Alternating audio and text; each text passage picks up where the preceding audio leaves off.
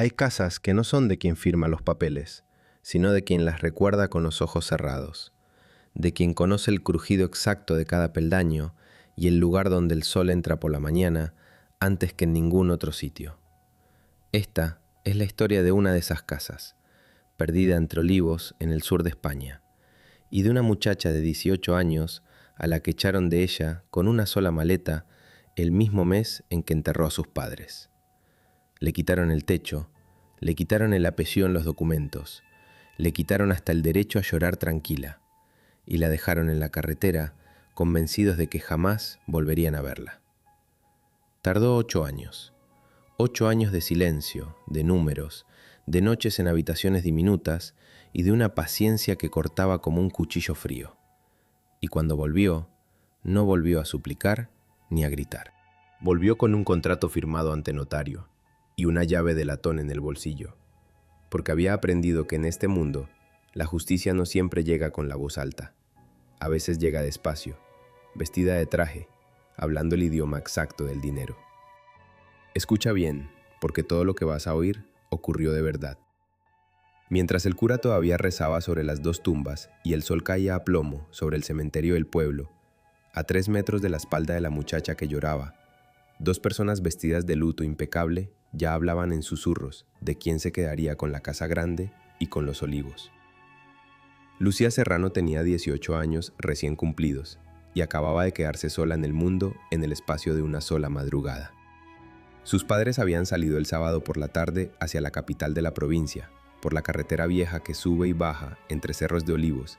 esa que todo el mundo conocía y que nadie respetaba del todo, y no llegaron nunca. Un camión, una curva mal tomada en la penumbra,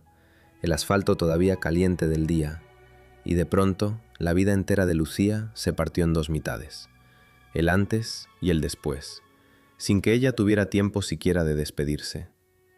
Aquella misma noche, cuando el teléfono sonó en la casa silenciosa y una voz desconocida pronunció su nombre con esa lentitud con la que se anuncian las desgracias, la muchacha comprendió, antes incluso de oír las palabras completas, que algo se había roto para siempre. La casa donde había crecido se llamaba el Cortijo de las Adelfas, y no era una casa cualquiera. Era un caserón antiguo de paredes encaladas y vigas de madera oscura, con un patio interior donde su abuela había plantado adelfas que en verano se cubrían de flores rosas y blancas, con un pozo que ya no se usaba, pero que nadie se había atrevido nunca a tapar, y con un olor permanente a cera, a higos secos y a tierra mojada que Lucía habría reconocido entre 1000. Alrededor se extendían las fincas de olivos que la familia Serrano cuidaba desde hacía más generaciones de las que nadie recordaba con exactitud, hileras y más hileras de árboles plateados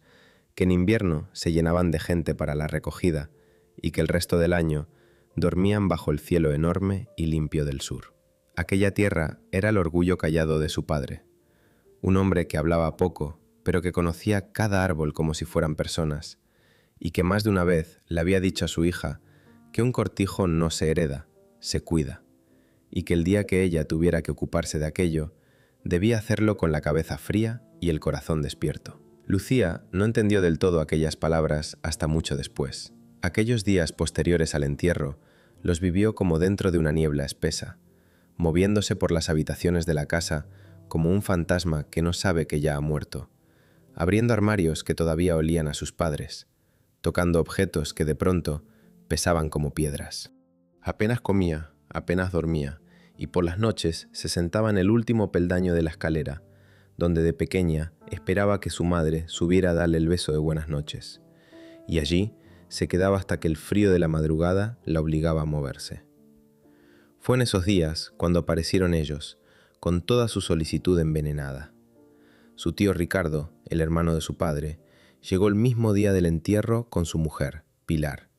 ambos vestidos de un negro perfecto, ambos con la cara compuesta en una expresión de pena que a Lucía, sin saber muy bien por qué, le produjo desde el primer momento una incomodidad sorda en el estómago.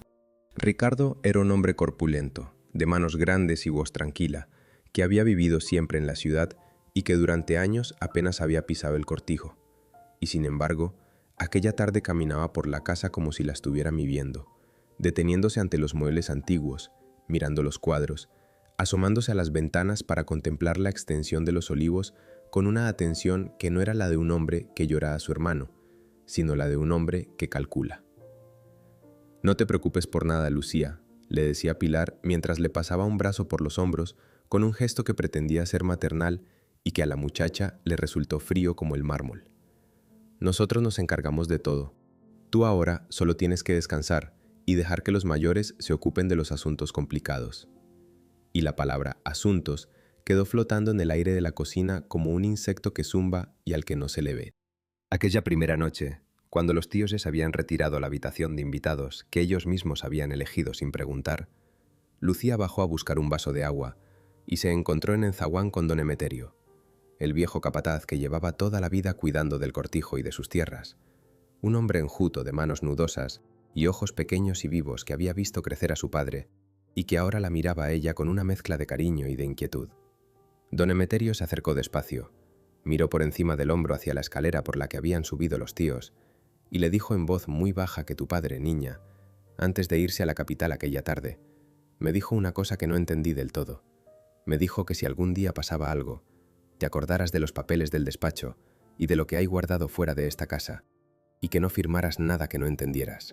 Lucía lo miró sin comprender, con el vaso de agua temblándole en la mano, y antes de que pudiera preguntar nada, el viejo le apretó el brazo con suavidad y añadió que ya hablarían, que ahora descansara, que las paredes de aquella casa tenían oídos que antes no tenían. Lucía subió de nuevo a su cuarto sin haber bebido el agua. Se tumbó en la cama vestida, mirando el techo donde de niña su padre había pintado unas estrellas que con los años se habían ido borrando, y por primera vez desde la muerte de sus padres no sintió solo dolor, sino también un principio de miedo,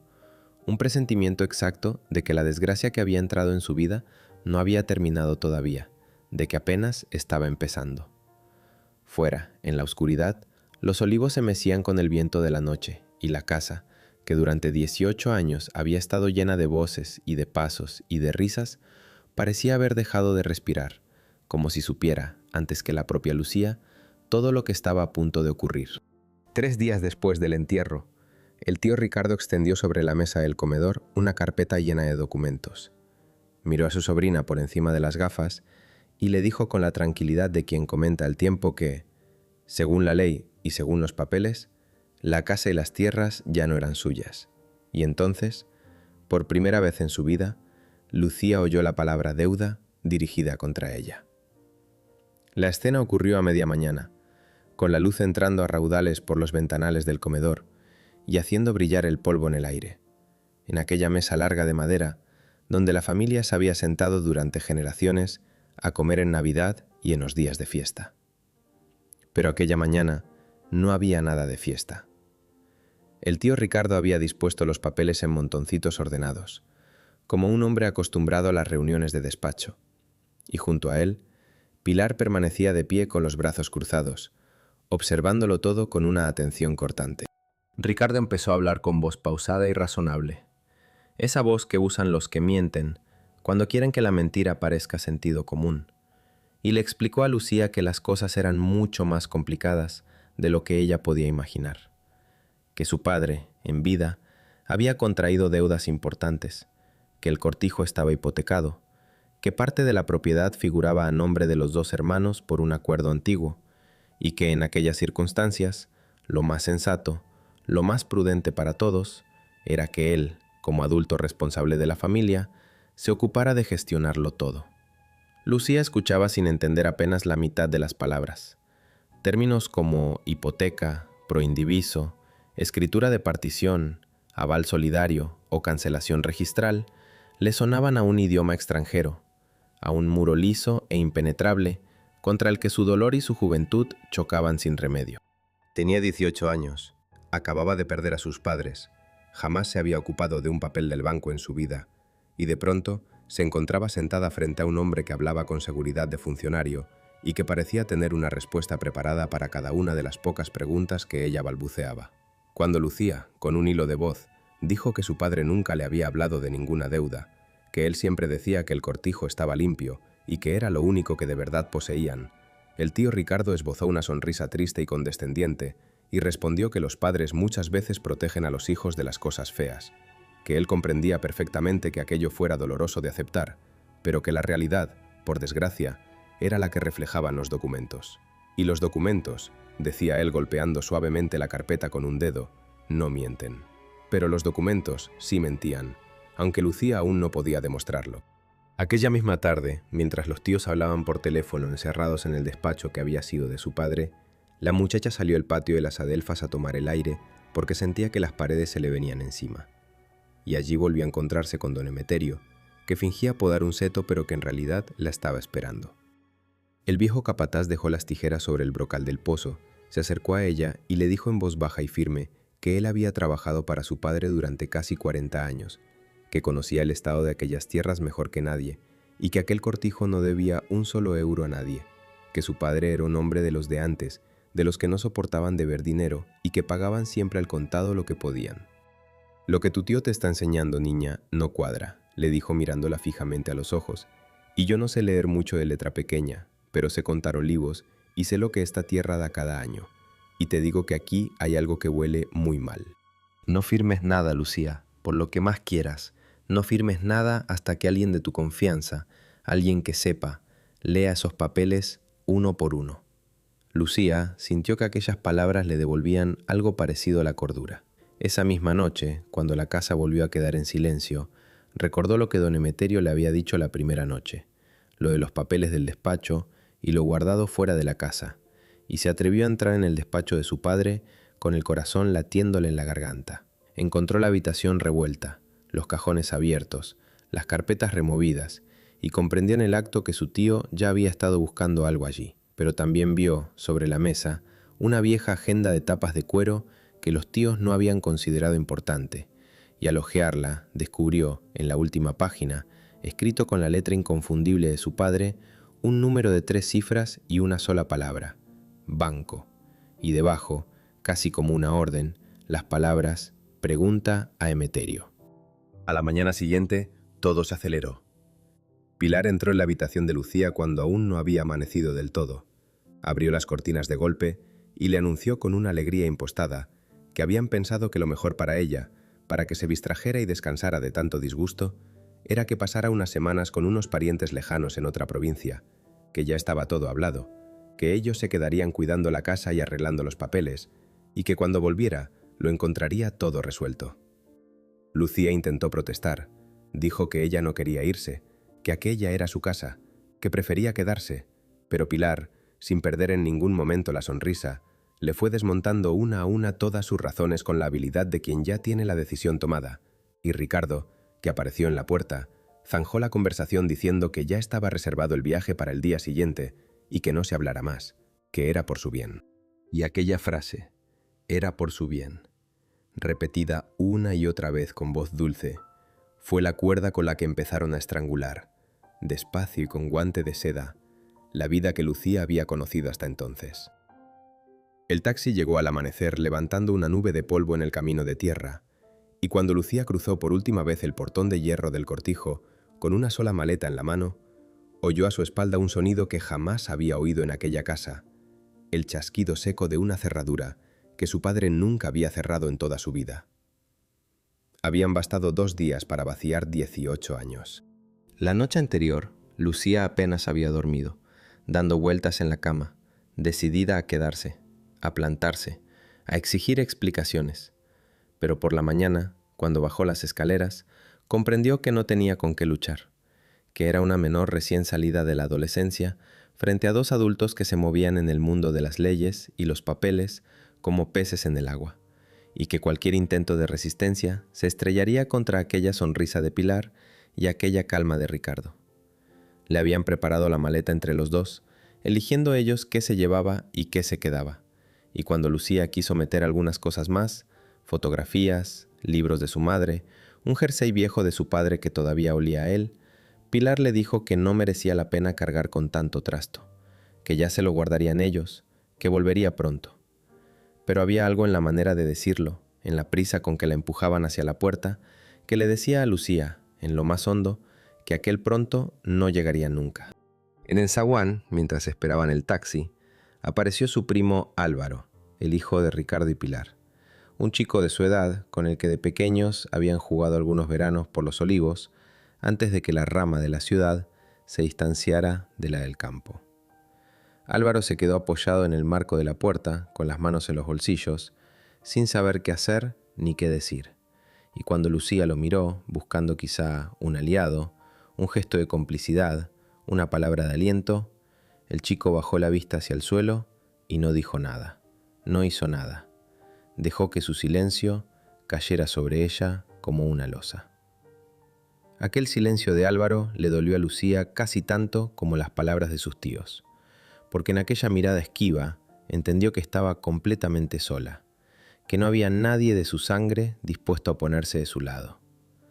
Fue entonces, en el último momento, cuando don Emeterio cruzó el patio con paso rápido, como si llevara horas esperando el descuido oportuno.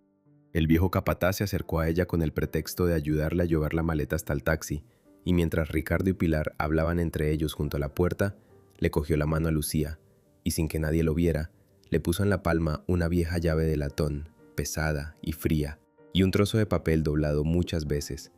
Le susurró al oído, tan bajo que ella tuvo que adivinar parte de las palabras, que guardara aquello como oro en paño,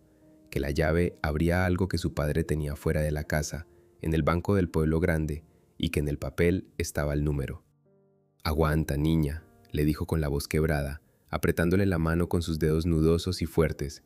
«Estudia, hazte fuerte, aprende todo lo que puedas, que esta casa te va a esperar aunque ahora no lo parezca, y un día, no sé cómo ni cuándo, esa llave te va a hacer falta». Lucía guardó la llave y el papel en el bolsillo interior de su chaqueta, contra el pecho, y los apretó con la mano mientras subía al taxi sin poder articular palabra.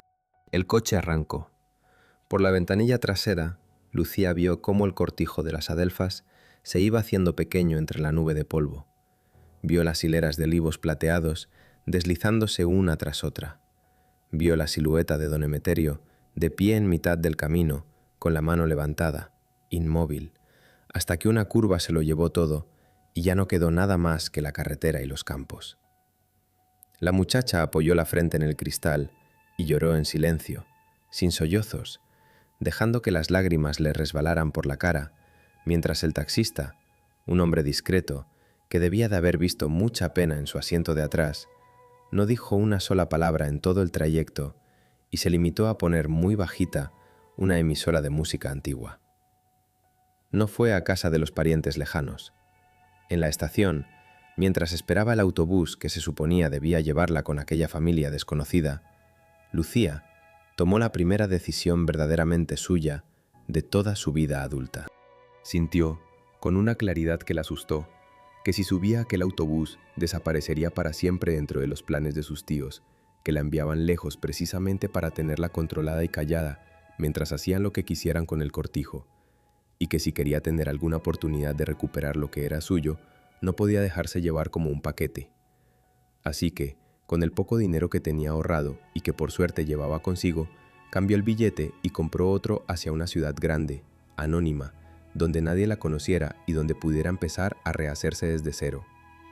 Ya en el autobús, cuando la noche caía sobre la autovía y las luces de los pueblos pasaban como destellos al otro lado del cristal, Lucía abrió por fin la maleta para buscar algo de abrigo, y entre la ropa que Pilar le había metido a toda prisa, encontró un sobre que no había visto antes, un sobre de papel ya amarillento, con su nombre escrito por fuera con la letra de su padre. Le temblaron las manos al abrirlo. Dentro no había ningún testamento, ningún documento legal, solo una fotografía de los tres, su padre, su madre y ella de niña, sentados a la sombra de un olivo en un día de recogida. Y una carta breve, escrita tiempo atrás, sin fecha, que empezaba diciendo que si algún día estaba leyendo aquello, era porque las cosas se habían torcido, y que pasara lo que pasara, no olvidara nunca que era una serrano, que aquella tierra era suya por derecho y por amor, y que la vida da muchas vueltas, y que a veces lo que se pierde por la fuerza se recupera con la cabeza. Lucía leyó la carta 3 veces, hasta que las palabras se le grabaron a fuego, y luego la guardó junto a la llave de latón, contra el pecho, y mirando las luces de la ciudad desconocida que empezaban a aparecer en el horizonte, se hizo a sí misma, en silencio, una promesa que tardaría 8 años en cumplir. La primera noche en la ciudad la pasó en una habitación realquilada del tamaño de un armario, con una sola bombilla colgando del techo y una cama que crujía con cada movimiento. Y al otro lado del tabique de papel oyó durante horas a alguien contando billetes en voz baja, una y otra vez, como si el dinero fuera lo único que tuviera sentido en aquel lugar. Aquella ciudad enorme y ruidosa, donde nadie la conocía y donde a nadie le importaba de dónde venía, se convirtió para Lucía a la vez en un refugio y en una prueba. Al principio fueron meses muy duros, de auténtica supervivencia. El poco dinero que llevaba se le acabó enseguida entre el alquiler de la habitación y la comida, y tuvo que aceptar el primer trabajo que encontró, que fue de camarera en una cafetería del centro, de pie 12 horas al día, aguantando el cansancio, las prisas, los clientes desagradables y un sueldo que apenas le daba para llegar a fin de mes. Vivía con lo justo, comía lo justo, y por las noches volvía a su habitación con los pies hinchados y la espalda dolorida, pero antes de caer rendida en la cama, sacaba siempre la carta de su padre y la llave de latón. Las miraba un momento a la luz de aquella bombilla triste, y se repetía a sí misma que aquello era solo el principio, que no se iba a quedar allí para siempre. Lucía comprendió muy pronto una cosa que iba a marcar el resto de su vida, y es que su tío Ricardo había podido con ella. La había echado de su propia casa con una facilidad humillante, precisamente porque ella no sabía, porque no entendía el idioma en que estaban escritos aquellos papeles, porque términos como hipoteca, embargo, subasta o reestructuración eran para ella muros lisos en lugar de puertas. Y decidió, con la terquedad fría que había heredado de su padre, que jamás volvería a estar en aquella posición de ignorancia, que aprendería precisamente aquello que la había derrotado, que se haría dueña de ese idioma hasta poder hablarlo mejor que nadie. Así que se matriculó en cursos nocturnos, primero para terminar los estudios que la tragedia había interrumpido, y luego en formación de administración y finanzas, y empezó a estudiar de madrugada, robándole horas al sueño, con los libros abiertos sobre la cama estrecha y un café cargado al lado para no caerse de cansancio. Al cabo de un tiempo dejó la cafetería por un empleo algo mejor, en el centro de atención telefónica de un banco, atendiendo llamadas de clientes con problemas, y aunque el trabajo era monótono y a veces desesperante, para Lucía fue como entrar por una rendija en el mundo que necesitaba conocer. Allí, entre llamada y llamada, empezó a entender por dentro cómo funcionaba todo aquello que su tío había usado como arma. Cómo se concedían los préstamos, qué pasaba cuando alguien dejaba de pagar, cómo se reclamaban las deudas, qué era una garantía y qué era un aval. Hacía preguntas constantemente a los compañeros más veteranos, leía los manuales internos en sus ratos libres, se quedaba después de su turno repasando expedientes que en teoría no le correspondían, y poco a poco, aquel idioma extranjero que tanto la había asustado fue convirtiéndose en una lengua que ella manejaba con soltura cada vez mayor. Fue en aquel banco donde conoció a la persona que cambiaría el rumbo de su carrera. Una mujer llamada Natalia, que llevaba años trabajando en el departamento que se ocupaba de los activos problemáticos, es decir, de los préstamos que la gente había dejado de pagar y de los pisos y las fincas que el banco acababa quedándose cuando las deudas no se podían cobrar de otra manera. Natalia era una mujer de unos 40 y tantos años, seca en el trato, pero justa, que no regalaba elogios a nadie, y que se fijó en Lucía precisamente porque la veía quedarse hasta tarde, hacer preguntas inteligentes y entender las cosas a la primera. Un día la llamó a su mesa y le dijo sin rodeos que tenía olfato para aquello, que era una pena que estuviera contestando teléfonos y que si quería aprender de verdad cómo se movía el dinero cuando las cosas iban mal, ella podía enseñarle. Lucía aceptó sin pensarlo 2 veces, porque comprendió que aquella mujer le estaba ofreciendo, sin saberlo, exactamente las armas que necesitaba para la batalla que llevaba años preparando en silencio. Bajo la tutela de Natalia, Lucía aprendió cosas que en ninguna academia le habrían enseñado tan bien. Aprendió a leer un balance, a entender qué valía de verdad una propiedad y qué deudas la lastraban, a calcular el riesgo, a negociar, a tener paciencia y a reconocer el momento exacto en que una operación estaba madura. Natalia le repetía una y otra vez que en aquel mundo no ganaba el más fuerte ni el más gritón, sino el que tenía más información y más sangre fría, el que sabía esperar mientras los demás se ponían nerviosos. Y Lucía, que había aprendido a esperar de la peor manera posible, absorbió aquella lección como una esponja. Pero el verdadero giro de aquellos primeros años llegó un sábado por la mañana, cuando Lucía, que ya había ahorrado lo suficiente para tomarse un día libre y viajar, cogió un tren hasta el pueblo grande de su provincia, aquel cuyo nombre figuraba en el papel que le había dado don Emeterio, y se presentó en la sucursal del banco con la vieja llave de latón en el bolsillo y el número anotado de memoria. Tras identificarse y demostrar quién era, con el corazón a punto de salírsele del pecho, la acompañaron hasta la sala donde se guardaban las cajas de seguridad y allí, con manos temblorosas,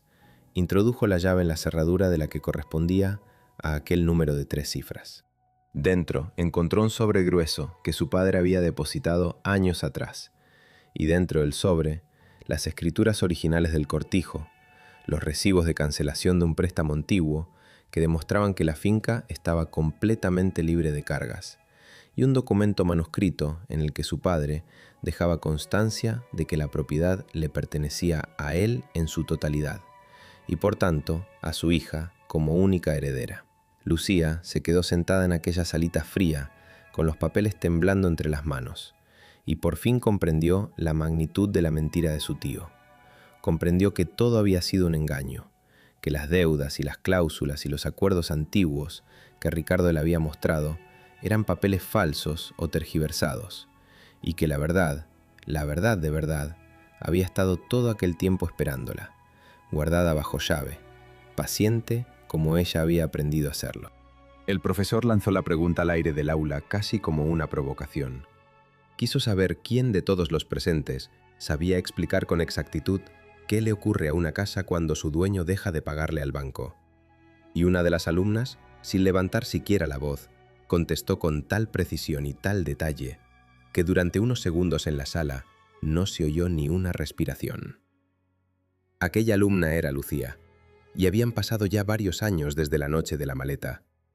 La muchacha asustada de 18 años, que lloraba con la frente pegada al cristal de un taxi, se había convertido en una mujer joven, serena y de mirada firme, que sabía exactamente lo que quería y que se movía por el mundo de las finanzas con una seguridad que no se aprende solo en los libros, sino que se forja en el dolor. No había abandonado los estudios pese a trabajar a jornada completa. Al contrario, los había convertido en su obsesión, y aquella respuesta perfecta en clase no fue un golpe de suerte. Fue el fruto de años de noches sin dormir, de fines de semana enteros encerrada con manuales y casos prácticos, de preguntas incansables a Natalia y a cuanto profesional se cruzaba en su camino. El profesor, impresionado, le preguntó al terminar la clase dónde había aprendido todo aquello, y Lucía se limitó a sonreír y a responder que de la peor forma posible, en la vida real. Para entonces, Lucía ya no contestaba teléfonos. Gracias a la recomendación de Natalia y a su propio expediente impecable, había conseguido entrar a trabajar en un fondo de inversión especializado precisamente en aquello que más le interesaba en el mundo, la compra de deudas problemáticas y de inmuebles que los bancos querían quitarse de encima, después de los años duros de la crisis. España estaba entonces llena de propiedades en esa situación, fincas, pisos, naves, locales y también cortijos enteros que habían quedado atrapados en la maraña de préstamos impagados, y empresas como aquella en la que Lucía trabajaba se dedicaban a estudiar esas carteras de activos, a calcular su valor real y a comprarlas a los bancos para luego gestionarlas o revenderlas. Lucía no había elegido aquel sector por casualidad. Lo había buscado con la determinación de un cazador que conoce el terreno donde tarde o temprano aparecerá su presa, porque sabía, con una certeza que no se atrevía a confesar a nadie, que algún día, por aquellas mesas y por aquellos listados de propiedades en dificultades, acabaría pasando el cortijo de las adelfas. Y mientras se hacía fuerte profesionalmente, Lucía no había perdido nunca el contacto con la única persona del pasado en la que confiaba, don Emeterio. A lo largo de aquellos años, lo había llamado por teléfono con discreción, siempre desde números que sus tíos no pudieran rastrear, y el viejo capataz, que seguía viviendo en una casita junto a las tierras, y al que Ricardo había mantenido a regañadientes porque nadie conocía los olivos como él,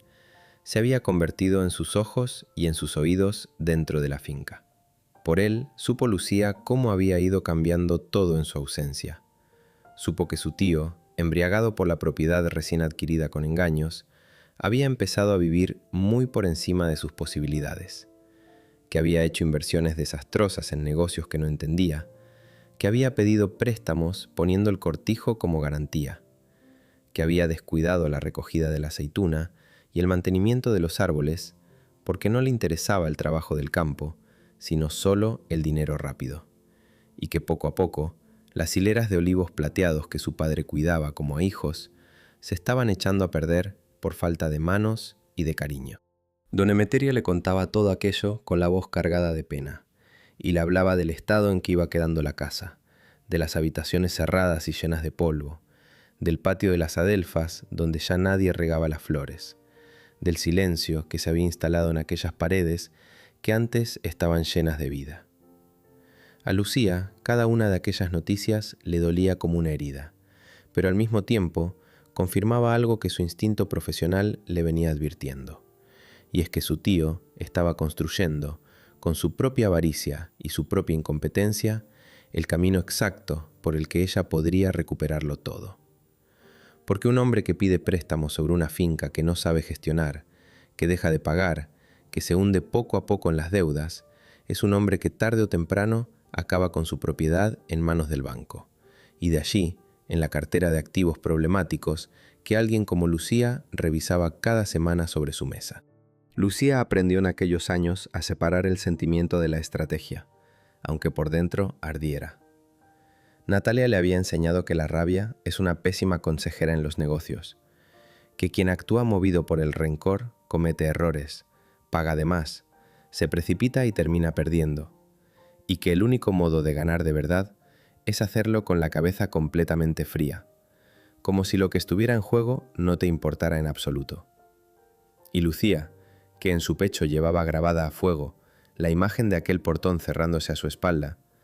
hizo el esfuerzo sobrehumano de tratar el asunto de su propia casa como si fuera una operación más, una entre muchas, estudiando los números, vigilando los movimientos, esperando con una paciencia infinita el momento exacto en que la fruta estuviera tan madura que cayera sola del árbol. Ese momento llegó una mañana cualquiera, sin avisar, como llegan las cosas importantes. Lucía estaba en su despacho revisando un nuevo paquete de activos que uno de los grandes bancos quería vender, una lista larga de propiedades repartidas por varias provincias del sur, fincas y casas que habían pasado a manos de la entidad después de años de impagos. Y mientras recorría los nombres y las referencias con la mirada profesional de quien ya ha visto cientos de listados parecidos, sus ojos se detuvieron de pronto en una línea que la dejó sin aliento. Allí, entre tantísimos nombres anónimos, escrito con la frialdad de un simple registro contable, figuraba el cortijo de las adelfas, con su superficie, su localización exacta y el importe de la deuda pendiente que lo había llevado hasta aquella lista.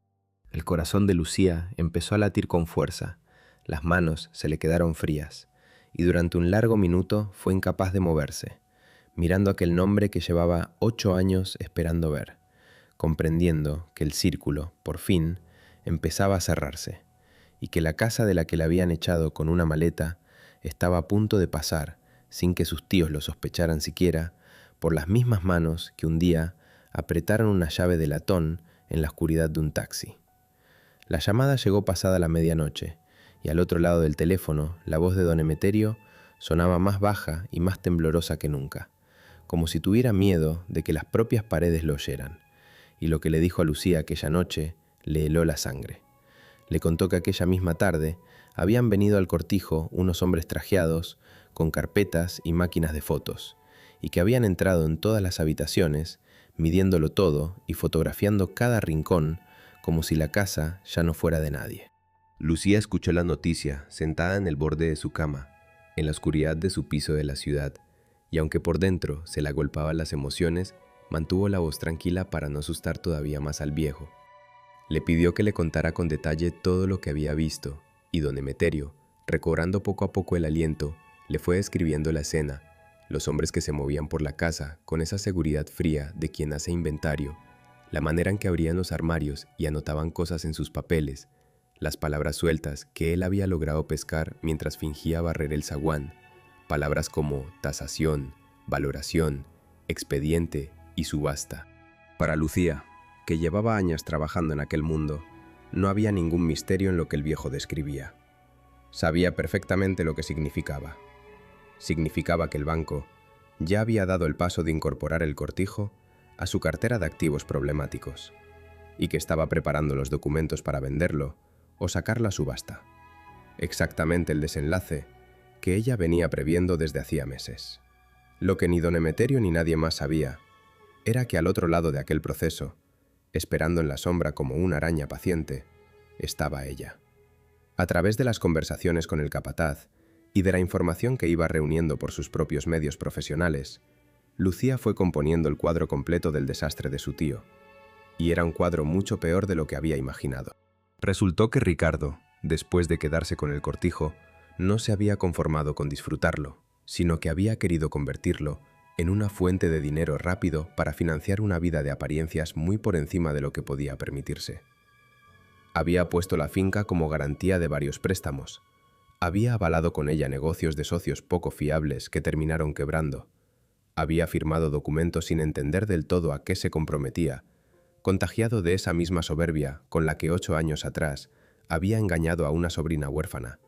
convencido de que el dinero y los papeles eran siempre fáciles de manejar. Pero el dinero y los papeles, cuando no se respetan, terminan siempre cobrándose lo suyo. Y los mismos instrumentos que Ricardo había usado para apoderarse del cortijo se volvieron lentamente contra él. Una hipoteca tras otra, un impago tras otro, una reclamación tras otra, hasta que el banco perdió la paciencia y empezó el procedimiento que ahora amenazaba con arrebatarle todo. Don Emeterio le contaba también cómo se había deteriorado el ambiente dentro de la familia, las discusiones a gritos que se oían algunas noches desde la casa, las llamadas de teléfono cada vez más tensas, la cara de preocupación permanente de Ricardo y la amargura creciente de Pilar, que veía cómo se desmoronaba el sueño de grandeza que habían levantado sobre una mentira. Y le habló de Álvaro, el primo, que ya era un hombre joven y que según el viejo no se parecía tanto a sus padres como ellos habrían querido, porque más de una vez lo había visto bajar a las tierras a hablar con él, a preguntarle por cómo se cuidaban antes los olivos, a interesarse por el trabajo del campo con una curiosidad casi nostálgica, como si en el fondo intuyera que toda aquella riqueza mala vida estaba podrida por dentro.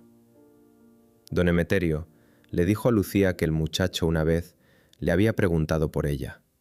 que había querido saber qué había sido de su prima, y que cuando él le respondió que no lo sabía, Álvaro se había quedado callado, mirando los olivos, con una sombra de remordimiento en la cara. Aquellas palabras removieron algo dentro de Lucía, porque durante años había guardado contra Álvaro un rencor frío por su silencio en el zaguán, por aquella mirada esquiva el día de la maleta. Pero ahora empezaba a entender que él también había sido, a su manera, una víctima de la avaricia de sus padres, un chico arrastrado por una corriente que no había elegido. Sin embargo, Lucía no podía permitirse en aquel momento ablandarse. No podía dejar que los sentimientos enturbiaran el juicio frío que necesitaba para lo que estaba a punto de hacer.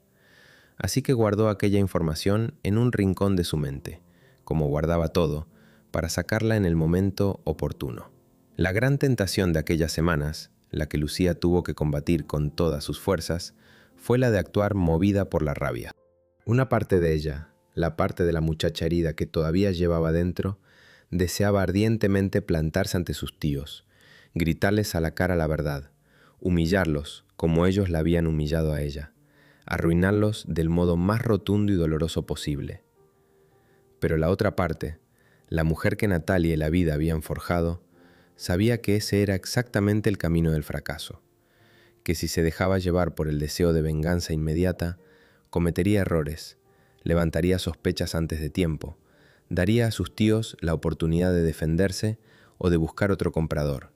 y posiblemente lo perdería todo. Lucía comprendió, en aquellas noches largas de reflexión, que su mayor poder residía precisamente en el anonimato, en que ni Ricardo ni Pilar, ni nadie en aquel pueblo, imaginara que la persona que se interesaba por el cortijo era la sobrina a la que habían echado, y que debía moverse en silencio, paso a paso, dentro de las reglas exactas del juego que ellos mismos habían usado contra ella, hasta que fuera demasiado tarde para que pudieran reaccionar. Y así, una noche, después de colgar el teléfono con don Emeterio y de prometerle que aguantara un poco más, que confiara en ella, que pronto las cosas iban a cambiar de un modo que ni se imaginaba, Lucía se sentó ante el ordenador en su pequeño despacho. Abrió el expediente del cortijo de las Adelfas, que ya había logrado situar dentro de la cartera que su fondo estudiaba, y empezó a trabajar en el plan más importante de toda su vida. Un plan que no nacía del odio, aunque el odio estuviera ahí, sino de algo más profundo y más sereno. El deseo de devolver a aquella casa lo que le habían robado, y de hacerlo del único modo que el destino le había enseñado, hablando mejor que nadie el idioma frío y exacto del dinero. En la reunión cerrada, donde se decidía el destino de una larga lista de propiedades, cuando el banco puso sobre la mesa el precio que pedía por el paquete de deudas en el que estaba incluido el cortijo, hubo un silencio incómodo entre los presentes, porque a casi nadie le interesaba cargar con activos tan complicados, y entonces, desde un extremo de la mesa, una sola persona levantó la mano para decir que ella se hacía cargo, y esa persona era Lucía. El camino hasta aquella sala había sido largo y meticuloso. Durante los meses anteriores, Lucía había hecho algo que requería una audacia enorme y una confianza absoluta en sí misma. Había decidido que no se limitaría a esperar a que su fondo comprara el cortijo, entre otras muchas propiedades, para gestionarlo de forma impersonal, sino que se implicaría personalmente en la operación,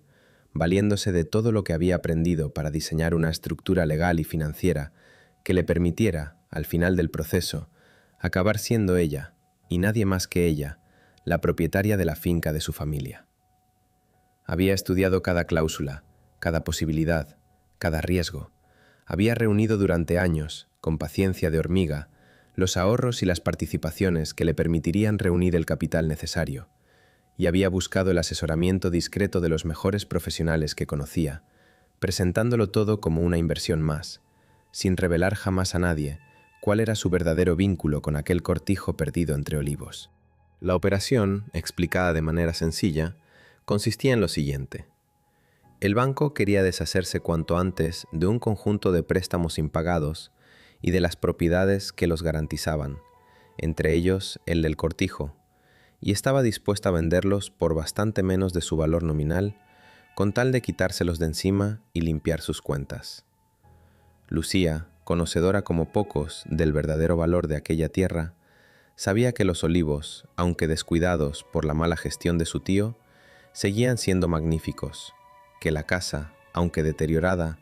era sólida y hermosa, y que el conjunto valía mucho más de lo que el banco pedía si caía en manos de alguien que supiera cuidarlo. Diseñó entonces una propuesta por la cual ella, a través de una pequeña sociedad que había constituido con sus ahorros y con la financiación que su trayectoria impecable le permitía obtener,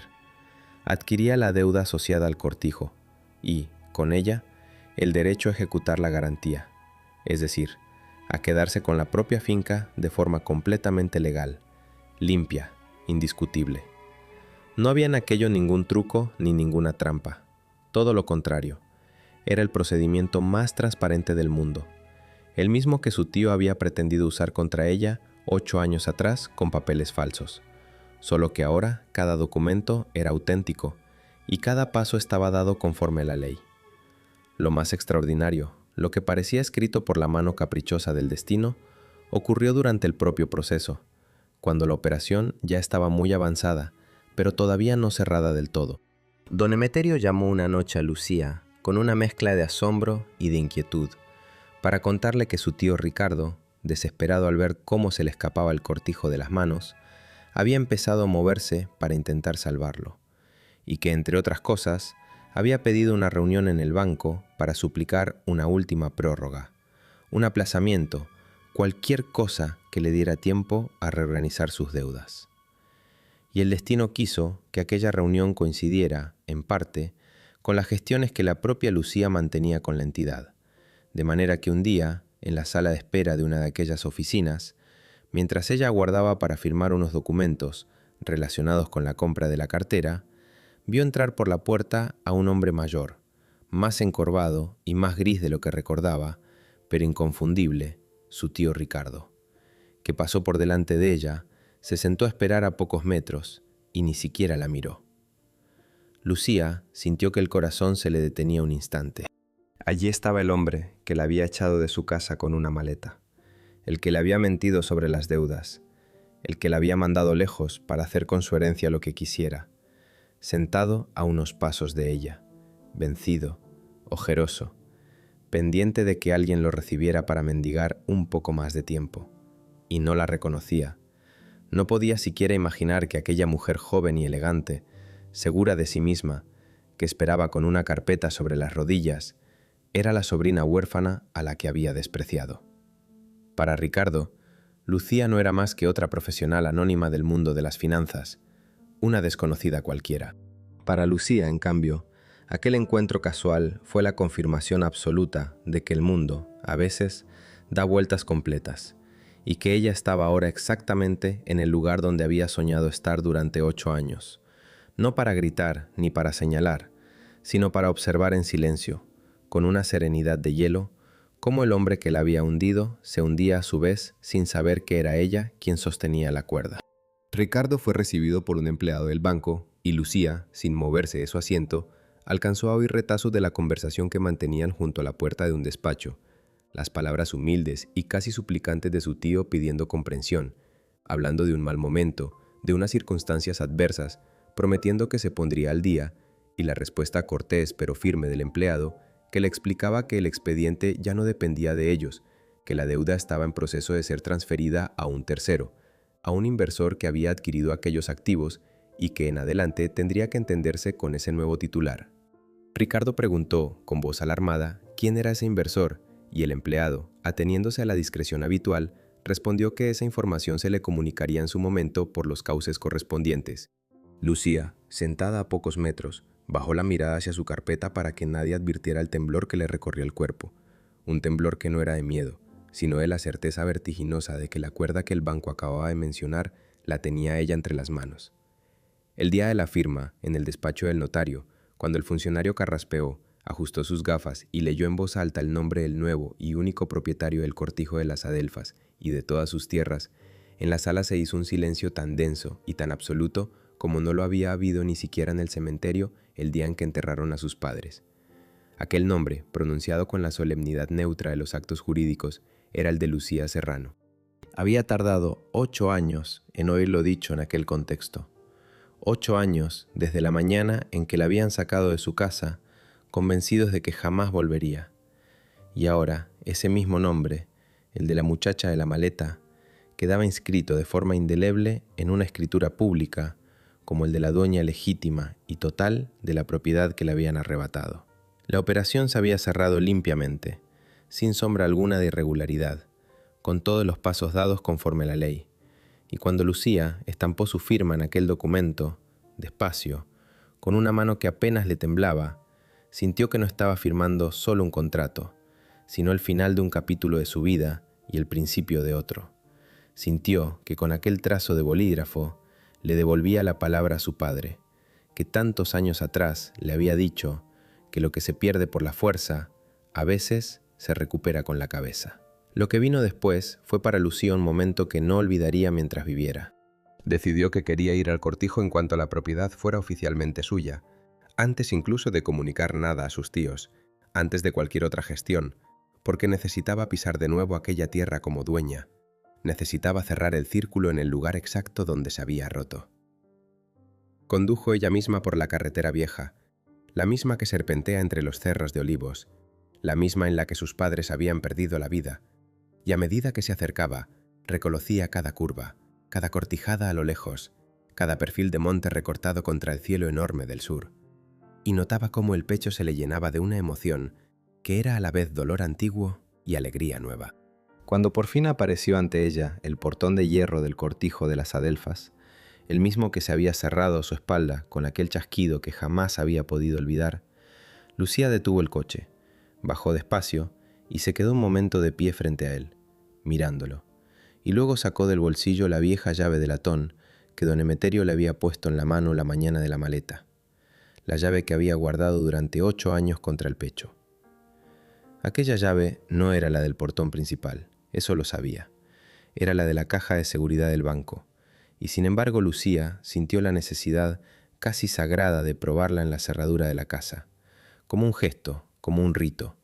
y aunque no encajara del todo, el sonido del metal contra el metal le bastó para que se le saltaran las lágrimas. Fue entonces cuando, desde el interior del patio, oyó unos pasos apresurados y una voz que la llamaba por su nombre, con un temblor de incredulidad y de esperanza, y al levantar la vista, vio a don Emeterio, mucho más viejo y encorvado que en su recuerdo, caminando hacia ella tan rápido como sus piernas cansadas le permitían, con los ojos pequeños arrasados en lágrimas. El viejo capataz se detuvo a un paso de ella, la miró de arriba abajo, como si no terminara de creer que fuera real, murmuró que había sabido siempre que volvería, que se lo había dicho a sí mismo cada noche durante todos aquellos años, y luego, rompiendo por fin la contención del hombre rudo del campo, la abrazó con fuerza, y los dos lloraron juntos en mitad del patio de las adelfas, bajo las flores que ya nadie regaba, el llanto largo y limpio de quien por fin suelta un peso que llevaba demasiado tiempo cargando. Cuando lograron calmarse, don Emeterio la hizo pasar a la casa, y a Lucía se le encogió el corazón al ver el estado en que se encontraba todo, las habitaciones cerradas y llenas de polvo, los muebles cubiertos con sábanas amarillentas, las paredes con manchas de humedad, el patio descuidado, los olivos del entorno crecidos sin orden y sin la poda cuidadosa que su padre les daba cada año. Pero por debajo de aquel abandono, Lucía reconocía la estructura sólida y noble de la casa de su infancia, el crujido exacto de los peldaños, la luz entrando por los mismos ventanales, el olor antiguo a cera y a tierra que ni 8 años de descuido habían logrado borrar del todo, y comprendió que la casa, igual que ella, había aguantado, que estaba herida pero entera, esperando que alguien volviera a darle vida. Aquella tarde, mientras recorría las habitaciones reconociendo objetos y recuerdos, Lucía pidió a don Emeterio que le ayudara a buscar en el viejo despacho de su padre, en los armarios y en los cajones que sus tíos habían revuelto años atrás, y entre papeles olvidados y documentos sin importancia, encontró por fin la pieza que cerraba del todo el rompecabezas.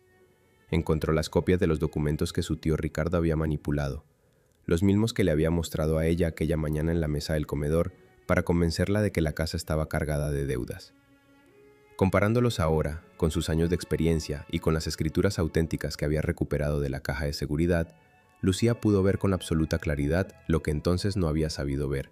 las fechas alteradas, las firmas imitadas, las cláusulas inventadas, todo el burdo andamiaje de mentiras con el que Ricardo había construido el robo. Sostuvo aquellos papeles en sus manos durante un largo rato, sin rabia ya, casi con una extraña calma, porque ahora aquellas pruebas no eran su única esperanza,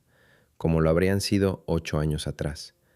sino simplemente la confirmación tardía de una verdad que ella había logrado imponer por otros medios, los medios pacientes y exactos de la ley y del trabajo. La casa, por fin, había vuelto a respirar, y esta vez nadie podría arrebatarle el aire. Cuando sus tíos llegaron al cortijo, dispuestos a plantarle cara al nuevo dueño que les había arrebatado la finca, entraron en el salón con paso firme y gesto desafiante, preparados para discutir y para exigir, y entonces vieron quién los esperaba sentada al otro lado de la mesa, y a Pilar se le escapó de las manos el bolso que llevaba, y Ricardo se quedó clavado en el umbral, blanco como el papel, porque aquella mujer serena que los miraba sin levantarse era la sobrina huérfana a la que ellos mismos habían echado con una sola maleta. El encuentro se produjo unos días después de la firma, cuando Lucía, ya como propietaria, hizo llegar a sus tíos una citación formal y cortés para tratar los asuntos pendientes relacionados con la finca. Una citación que no llevaba su nombre completo de forma destacada, de modo que ellos acudieron sin sospechar a quién iban a encontrar. Lucía lo había preparado todo con cuidado, no por teatralidad, sino porque sabía que necesitaba aquel encuentro cara a cara para cerrar de verdad la herida, y había elegido a propósito el salón grande de la casa, aquel donde 8 años atrás Ricardo había extendido sobre la mesa sus papeles falsos para engañarla. Ahora era ella quien estaba sentada a la cabecera de aquella mesa, con una carpeta delante, vestida con la sobriedad elegante de quien ha triunfado sin necesidad de gritarlo, y a su lado, de pie y discreto, don Emeterio, que no había querido perderse aquel momento por nada del mundo. Durante unos segundos eternos nadie dijo nada. Ricardo, recuperándose poco a poco del golpe, intentó rehacerse, buscó las palabras, balbuceó algo sobre que aquello tenía que ser un error, una broma de mal gusto, mientras Pilar, recogiendo el bolso del suelo, miraba a Lucía con una mezcla de incredulidad y de un miedo que no lograba disimular. Y entonces Lucía habló, y lo hizo sin alzar la voz en ningún momento, con un tono pausado y firme que resultaba mucho más demoledor que cualquier grito. Les dijo que se sentaran, que tenían mucho de qué hablar, y cuando ellos, vencidos por la fuerza tranquila de aquella invitación, ocuparon las sillas que les indicaba, Lucía abrió la carpeta y empezó a poner sobre la mesa, despacio, un documento tras otro. Les fue mostrando las escrituras auténticas que demostraban que el Cortijo nunca había tenido las deudas que ellos le habían inventado. Les mostró los papeles manipulados que Ricardo había usado para engañarla, señalando con calma las fechas alteradas y las firmas falsas. Y les explicó, con la precisión de la profesional en que se había convertido, cómo a lo largo de aquellos 8 años ella había aprendido exactamente el idioma que ellos habían usado para robarle, cómo había estudiado, cómo había trabajado, y cómo finalmente había comprado de forma completamente legal la deuda en la que el propio Ricardo había hundido la finca con su avaricia y su mala gestión, hasta convertirse en la única dueña de todo. No los insultó, no se burló, no levantó nunca el dedo acusador con saña, simplemente expuso los hechos, uno tras otro, con la frialdad serena de quien lleva años ensayando aquel momento, y precisamente por eso cada palabra caía sobre sus tíos con el peso de una losa. Ricardo intentó al principio defenderse. Habló de malentendidos, de que las cosas no habían sido como ella las contaba, de que él solo había querido protegerla siendo tan joven. Pero a medida que Lucía iba desmontando una a una sus excusas con documentos en la mano, su tío fue quedándose sin argumentos, hasta que terminó callado, con la mirada baja, convertido en la sombra del hombre seguro y corpulento que 8 años atrás golpeaba con el dedo una carpeta de mentiras. Pilar, por su parte, pasó de la altanería a un intento de súplica. Empezó a hablar de la familia, de la sangre, de que al fin y al cabo eran parientes, de que debían arreglar aquello entre ellos sin rencores, y Lucía la escuchó sin interrumpirla, y cuando terminó, le recordó con voz tranquila que la palabra familia se la habían quedado en la garganta el día en que metieron a una huérfana de 18 años en un taxi para quitarle todo lo que era suyo. Y entonces llegó el momento que ni los propios tíos esperaban, el verdadero giro de aquella conversación. Porque Lucía, que habría podido humillarlos hasta el final, que tenía en sus manos el poder de dejarlos en la calle sin nada, igual que habían hecho con ella, eligió otro camino. Les dijo que no iba a hacerles lo que ellos le habían hecho a ella, no porque no se lo merecieran, sino porque ella no era como ellos, y porque había aprendido de su padre que un cortijo no se hereda, se cuida, y que ella no quería empezar su nueva vida en aquella casa manchándola con la misma clase de crueldad que la había expulsado. Les ofreció unas condiciones, claras y exigentes pero dignas, que les permitían retirarse sin caer en la miseria absoluta, a cambio de que firmaran un reconocimiento de la verdad de lo ocurrido y de que desaparecieran para siempre de su vida y de la del cortijo. Y mientras hablaba, sus ojos se posaron en Álvaro, el primo, que había entrado tras sus padres y que había permanecido todo el tiempo de pie junto a la puerta, en silencio, igual que 8 años atrás, solo que esta vez su silencio no era de cobardía, sino de vergüenza por los suyos y de una admiración callada hacia la prima a la que un día no había sabido defender. Lucía se dirigió entonces a Álvaro y delante de sus tíos le dijo que recordaba perfectamente su silencio en el zaguán el día de la maleta, pero que también sabía, porque se lo había contado don Emeterio, que con los años él había mirado hacia las tierras con otros ojos, que se había interesado por los olivos y por el trabajo del campo, y que si de verdad amaba aquella tierra como parecía, En ella había un sitio para quien quisiera cuidarla con honradez, aunque tuviera que empezar desde abajo y demostrar día a día que merecía la confianza que ella, generosamente, estaba dispuesta a tenderle como una mano. Álvaro, con los ojos húmedos, no fue capaz de articular más que un «gracias», apenas audible. Y en aquel instante quedó claro para todos los presentes que la balanza del cortijo de las adelfas se había invertido por completo, que la huérfana, echada con una maleta, era ahora la dueña y señora capaz de dar y de negar, y que lo hacía no desde el rencor, sino desde una fuerza serena que la hacía infinitamente más grande que quienes un día la habían creído pequeña. Un año después, cuando llegó de nuevo la temporada de la recogida, por las hileras de olivos plateados del cortijo de las adelfas volvieron a moverse las cuadrillas de jornaleros entre risas y voces, y por la noche, en la cocina de la casa grande, ardía la luz hasta tarde y se oían conversaciones y pasos y el tintineo de los platos, y por primera vez en muchísimo tiempo, aquellas paredes volvieron a estar llenas de vida. La transformación del cortijo a lo largo de aquel año había sido lenta pero profunda, como la curación de una herida vieja.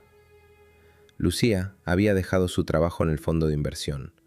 no sin agradecerle a Natalia todo lo que le había enseñado, y se había instalado de forma permanente en la casa de su infancia, decidida a dedicarse en cuerpo y alma a devolverle el esplendor que su padre le había dado y que la avaricia de su tío había estado a punto de destruir. Lo primero que hizo fue ocuparse de los olivos, contratando de nuevo a las gentes del pueblo que durante generaciones habían trabajado aquellas tierras, devolviéndoles el empleo que habían perdido, y poniendo al frente del trabajo a don Emeterio, que rejuveneció 10 años el día en que volvió a recorrer las fincas dando instrucciones, podando con sus propias manos los árboles que tanto amaba, enseñando de nuevo los viejos saberes a los más jóvenes. Bajo su cuidado experto y la determinación de Lucía, los olivos descuidados fueron recuperando poco a poco su forma y su salud, y la primera cosecha que dieron ya curados fue, según el propio capataz, una de las mejores que recordaba en toda su larga vida. La casa también renació. Lucía la fue restaurando con paciencia y con respeto, sin convertirla en otra cosa de la que había sido, conservando las vigas de madera oscura, las paredes encaladas, el pozo que nadie había tenido nunca el valor de tapar, y mandando replantar y regar de nuevo las adelfas del patio, que aquel verano volvieron a cubrirse de flores rosas y blancas como en los tiempos de su abuela. Pero Lucía no quiso que el cortijo fuera solo suyo. No quiso que aquella riqueza recuperada se cerrara sobre sí misma como había hecho su tío, sino que, recordando las palabras de su padre sobre que la tierra se cuida y no solo se posee, decidió que la finca volviera a ser parte viva del pueblo. Recuperó las fiestas de la recogida, abrió parte de la casa para que los niños de la zona pudieran conocer cómo se cultivaba el olivar y cómo se hacía el aceite, y destinó una parte de los beneficios a ayudar a las familias del lugar que peor lo habían pasado durante los años duros, devolviéndole a la comunidad parte de lo que la comunidad, a través del trabajo de tantas generaciones, le había dado a su familia. En cuanto a los tíos, Ricardo y Pilar cumplieron las condiciones que Lucía les había impuesto y desaparecieron de la comarca. Se marcharon a vivir lejos, a una ciudad donde nadie conocía su historia, arrastrando el peso de su fracaso y de su vergüenza. Y aunque Lucía nunca volvió a saber gran cosa de ellos, tampoco sintió la necesidad de buscarlos ni de regodearse en su caída, porque para entonces ya había comprendido que la mejor respuesta a quienes le habían hecho daño no era el odio, sino la vida plena y digna que estaba construyendo sobre las ruinas que ellos habían dejado. Álvaro, en cambio, aceptó la mano que su prima le había tendido y empezó a trabajar en el cortijo desde abajo, sin privilegios, aprendiendo de don Emeterio y demostrando con esfuerzo y honradez, día tras día, que de verdad amaba aquella tierra, hasta convertirse con el tiempo en una ayuda valiosa y de confianza para Lucía, y en algo parecido a la familia que ambos habían perdido por culpa de los suyos. Don Emeterio, que había sido el ángel custodio de toda aquella historia, El hombre que en la oscuridad de un patio había puesto una llave de latón en la mano de una niña asustada y le había dicho que aguantara, vivió lo suficiente para ver el cortijo de las adelfas resplandeciente de nuevo, para asistir a varias recogidas felices y para sentarse muchas tardes en el patio, a la sombra de las adelfas en flor, mientras Lucía le llevaba un café y le pedía que le contara, una vez más, historias de cuando su padre era joven. El viejo capataz solía decirle, con los ojos pequeños brillándole de orgullo, que él siempre había sabido que ella volvería, que se lo había leído en la cara aquella mañana terrible de la maleta, y que en su larga vida había visto muchas injusticias, pero pocas veces había visto a alguien repararlas con tanta cabeza y con tan poco veneno en el corazón. Y una noche de finales de verano, cuando ya el calor empezaba a aflojar y el cielo del sur se llenaba de estrellas tan numerosas como las que su padre le había pintado de niña en el techo de su cuarto, Lucía subió a aquel mismo cuarto, abrió el cajón donde guardaba sus cosas más queridas y sacó la fotografía y la carta que su padre le había dejado escondidas en la maleta 8 años atrás. Aquella carta que empezaba diciendo que si la estaba leyendo era porque las cosas se habían torcido. La leyó de nuevo entera, despacio, a la luz de la lámpara, y cuando llegó a la parte en que su padre le decía que no olvidara nunca que era una serrano, que aquella tierra era suya por derecho y por amor, y que la vida da muchas vueltas y que lo que se pierde por la fuerza se recupera con la cabeza, Lucía sonrió con los ojos llenos de lágrimas, porque por fin podía responderle, aunque él ya no estuviera para oírla, que había hecho exactamente lo que él le había pedido, que no lo había olvidado, que había recuperado con la cabeza fría y el corazón despierto lo que le habían arrebatado por la fuerza, y que la casa, su casa, la de todos ellos, había vuelto a respirar y volvía a estar llena de luz. Y esa, querido oyente, es la historia verdadera de una muchacha a la que echaron de su hogar con una sola maleta y que tardó 8 años en regresar, no con gritos ni con venganza, sino con paciencia, con estudio y con el dominio sereno del idioma exacto en que habla el dinero. Una historia que nos recuerda que la justicia, aunque a veces camine despacio y vestida de traje, termina llegando,